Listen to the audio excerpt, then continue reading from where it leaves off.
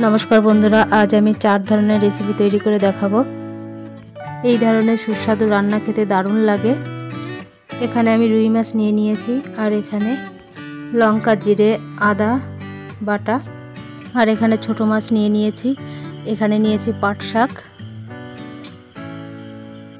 কাঁচা পাকা পটল আর এখানে আলু কেটে নিয়েছি আর এখানে আমড়াটাকেও কেটে নিয়েছি। এখানে সরষের তেল দিয়ে দিয়েছি আমি কড়াইতে। এবার দিয়ে দেব পটল,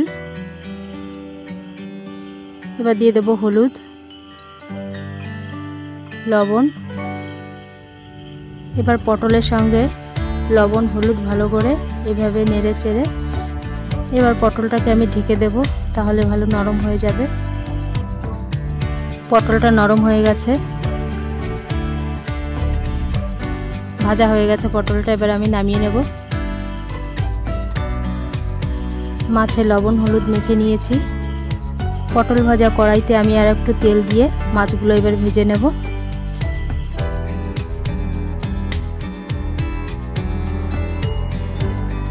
মাছগুলো এইভাবে ভেজে আমি তুলে নেব। ওই মাছের কড়াইতেই আমি আলুগুলো ভেজে নেব।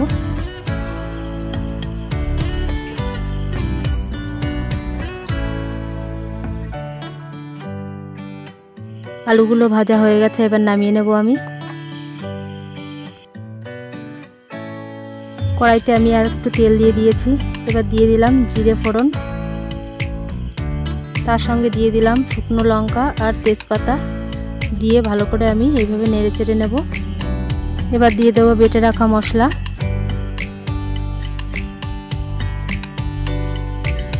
এবার মশলাটাকে ভালো করে আমি কষিয়ে নেব। দিয়ে দিলাম হলুদ গুঁড়ো আর লবণ।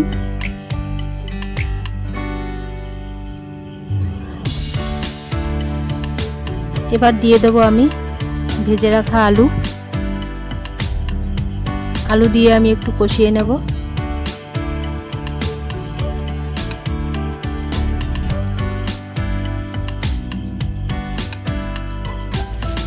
এবার দিয়ে দেবো আমি জল।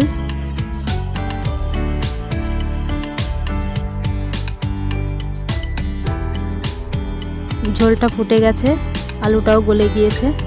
এখন আমি ভেজে রাখা মাছগুলো দিয়ে দেব।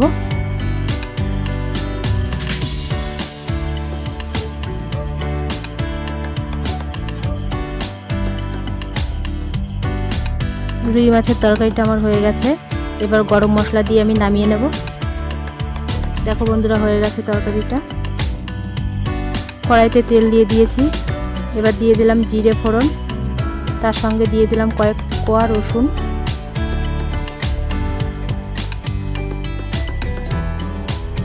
এবার আমি জল দিয়ে দেব।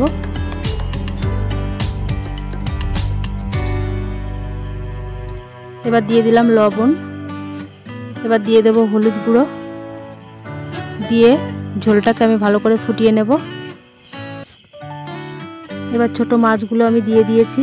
এবার দিয়ে দিলাম পাট শাক।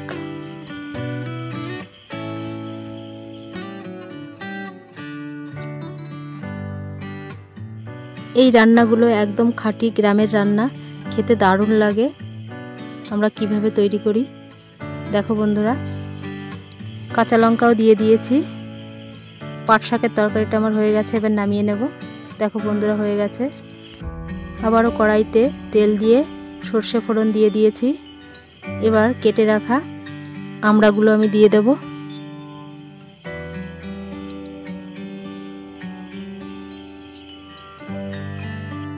আমড়ার ভেতরে আমি কাঁচা লঙ্কা দিয়ে দিয়েছি লবণ।